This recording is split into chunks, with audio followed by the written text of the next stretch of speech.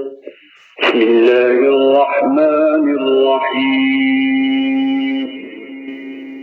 شروع اللہ کے نام سے جو سب پر مہربان ہے، بہت مہربان ہے۔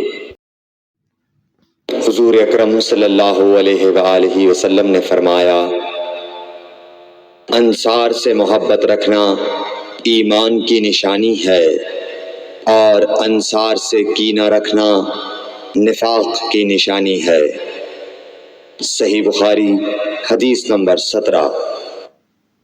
رسول اللہ صلی اللہ علیہ وسلم نے اس وقت جب آپ کے گرد صحابہ کی ایک جماعت بیٹھی ہوئی تھی فرمایا کہ مجھ سے بیعت کرو اس بات پر کہ اللہ کے ساتھ کسی کو شریک نہ کرو گے، چوری نہ کرو گے، زنا نہ کرو گے، اپنی اولاد کو قتل نہ کرو گے، اور ناعمدن کسی پر کوئی ناحق بہتان باندھو گے، اور کسی بھی اچھی بات میں اللہ کی نافرمانی نہ کرو گے۔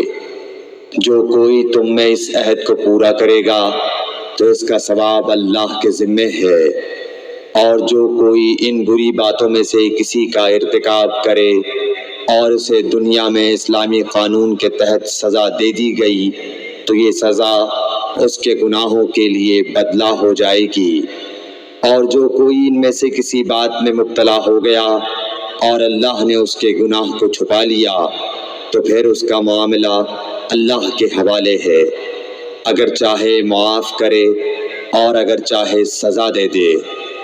عبادہ کہتے ہیں کہ پھر ہم سب نے ان سب باتوں پر آپ صلی اللہ علیہ وسلم سے بیعت کر لی۔ صحیح بخاری حدیث نمبر 18۔ رسول اللہ صلی اللہ علیہ وسلم نے فرمایا، وہ وقت قریب ہے جب مسلمان کا سب سے عمدہ مال اس کی بکریاں ہوں گی، جن کے پیچھے وہ پہاڑوں کی چوٹیوں اور برساتی وادیوں میں اپنے دین کو بچانے کے لیے بھاگ جائے گا۔ صحیح بخاری حدیث نمبر 19۔ رسول اللہ صلی اللہ علیہ وسلم کسی کام کا حکم دیتے تو ایسا ہی کام ہوتا جس کے کرنے کی لوگوں میں طاقت ہوتی۔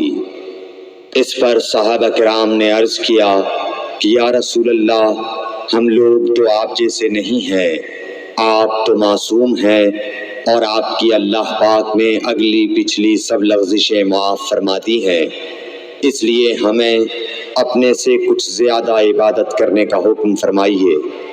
یہ سن کر آپ ناراض ہوئے، حتیٰ کہ خفگی آپ کے چہرہ مبارک سے ظاہر ہونے لگی۔ پھر فرمایا کہ بے شک میں تم سب سے زیادہ اللہ سے ڈرتا ہوں اور تم سب سے زیادہ اسے جانتا ہوں، بس تم مجھ سے بڑھ کر عبادت نہیں کر سکتے۔ صحیح بخاری حدیث نمبر 20۔